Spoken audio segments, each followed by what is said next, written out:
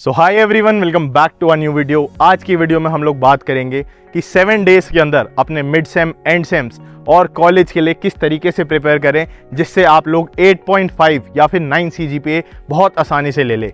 हो सकता है आपके कुछ सीनियर्स ने आप लोगों को अभी तक कुछ तरीके का मिसगाइड कर दिया हो कि भाई कॉलेज का फर्स्ट ईयर है, फर्स्ट सेमेस्टर है, चिल करो, मज़े काटो, आपकी अगर 7 CGPA है, 6 CGPA काम चल जाएगा। लेकिन आपका भाई आपको बिल्कुल फैक्ट्स और सच बताएगा।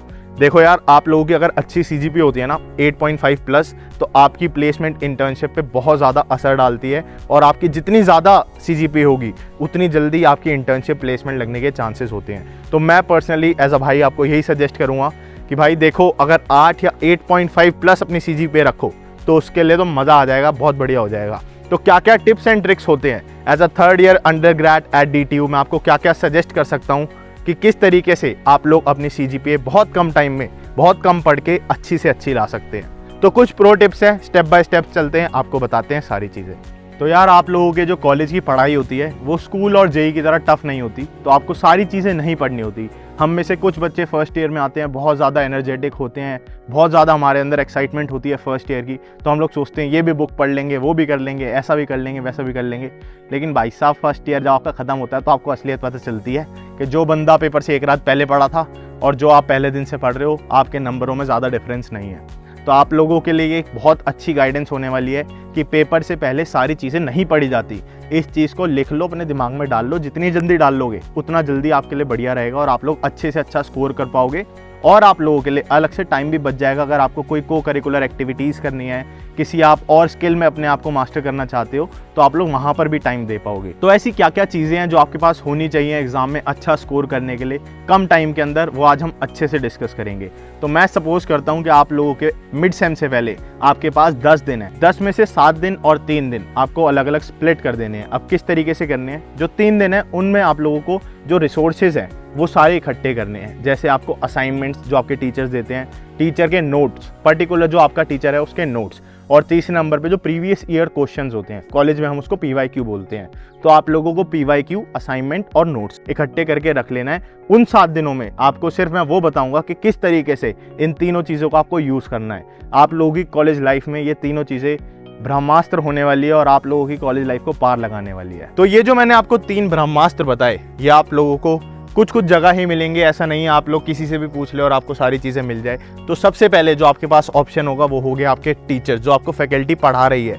आपको सबसे पहले उनके पास जाना है, उनसे नोट्स मांगने हैं, उनसे PYQs मांगने हैं, जिससे आप लोगों को अच्छा आइडिया लग जाए। क्योंकि टीचर्स आपको ऑलरेडी फिल्टर्ड PYQs देंगे, जो रिसेंट 5 साल के PYQ होते हैं। अगर आप उनको कर लेते हो तो आप लोग आराम से 70 to 80% पेपर अटेम्प्ट कर पाओगे और हो सकता है कि 50% पेपर आपका एग्जैक्ट सेम आ जाए। कुछ न्यूमेरिकल्स हो सकता है कि उसके वैल्यूज़ डिफरेंट हो, बट कॉन्सेप्ट और सारी चीज़ें बिल्कुल सेम होने वाली है। तो आप लोग जिस तरीके से स्कूल में मेहनत करते हो उस तरीके से आप लोगों को कॉलेज में मेहनत करने की ज़रूरत नहीं पड़ती, क्योंकि जो आपके टीचर्स होते हैं उनको हर साल सेम बैच पढ़ाना होता है, तो कहीं ना कहीं वो भी पक जाते हैं, तो आपको पिछले साल के क्वेश्चंस ही दे देते हैं। तो अगर आप लोग जैक दिल्ली के किसी भी कॉलेज से हो तो आप लोगों के लिए एक बहुत अच्छी वेबसाइट बनाई है इन लोगों ने, हमारे कॉलेज के DTU के बच्चों ने, जिसका नाम है फ्री सोर्सेज। आप लोग वहाँ पर जा सकते हैं, मैं लिंक भी उसका डिस्क्रिप्शन में दे दूँगा। आप वहाँ पर जाके अपने कॉलेज, अपने कोर्स और अपने हर सेमेस्टर के हिसाब से अलग अलग PYQs देख सकते हैं। अलग अलग बुक्स, असाइनमेंट, प्लेलिस्ट जो यूट्यूब पे होती हैं वो भी आपको सारी वहाँ देखने को मिल जाएगी। बाकी आप लोग चाहो तो अपने जो सीनियर्स हैं उनसे भी बात कर सकते हो कि कौन सा टीचर कैसा है, किस सब्जेक्ट में किस तरीके के क्वेश्चन आते हैं, क्योंकि जो टीचर्स का पैटर्न होता है पेपर बनाने का वो हर साल सेम ही रहता है। तो यार, कॉलेज में 8.5, 9 CGPA लाना ज़्यादा टफ नहीं होता, बस कुछ कुछ चीज़ें होती हैं जो आप लोगों को फॉलो करनी होती है।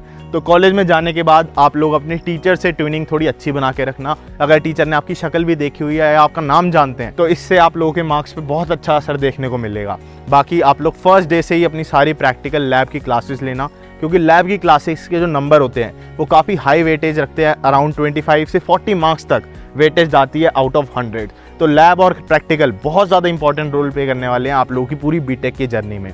बाकी आप लोग जो अपने मार्क्स इंक्रीज़ कर सकते हो वो ऐसे कर सकते हो कि आप लोग अपना सिलेबस अच्छे से पढ़ लो।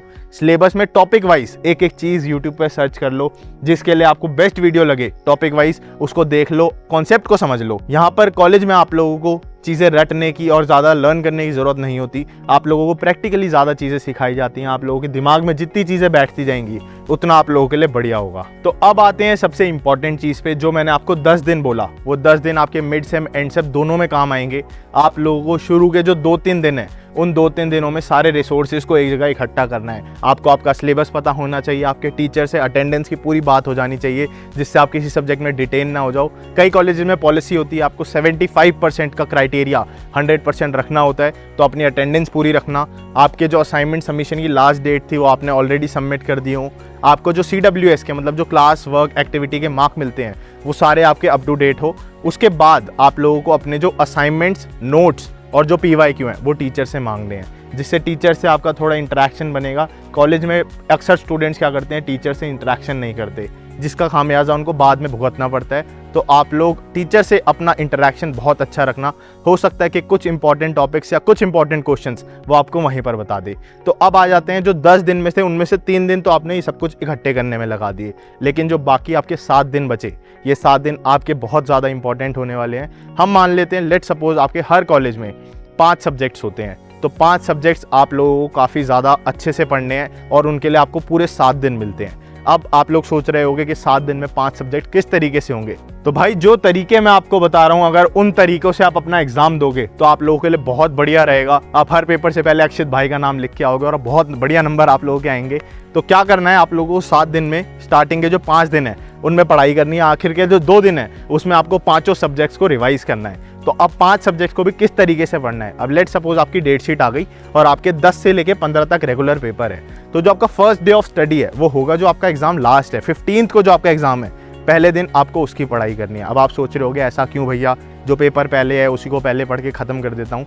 तो इसके लिए टेक्निक ये है भाई कि जब आप लोग पेपर से एक रात पहले होगे या एक दिन पहले होगे ना, तब भी आपको वही सब्जेक्ट पढ़ना है। तो आप लोगों के लिए एक वो दिन तो 100% हो गया, भले आप लोग उसको 2 दिन की रिवीजन के अंदर मान लो या फिर पर्टिकुलरली एक सब्जेक्ट के ऊपर डेडिकेटेड मान लो।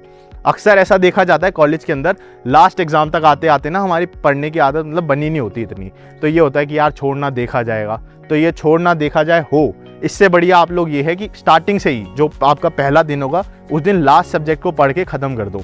अब एक दिन में एक सब्जेक्ट करना तो बड़ा भैया मुश्किल काम है। हमारी तो 6 यूनिट है, 7 यूनिट है, बहुत सारे चैप्टर है, बहुत बड़े बड़े चैप्टर हैं। तो किस तरीके से करना है, आपको PYQ निकालने सबसे पहले PYQ निकाल के सॉर्ट कर लेना है 5 साल के जो सेम क्वेश्चन हैं, सेम कॉन्सेप्ट के क्वेश्चन हैं, वो आपको ले लेने हैं। उसके बाद आपको नोट्स उठाने हैं, उन नोट्स में से वो वाले क्वेश्चंस देखने हैं, प्रैक्टिस करनी है। अब इसमें भी किस तरीके से करना है, सबसे पहले आप लोगों को न्यूमेरिकल्स करने हैं। न्यूमेरिकल्स का कॉन्सेप्ट समझने में थोड़ा टाइम लग जाता है, थ्योरी तो आप लोगों की हो ही जाएगी।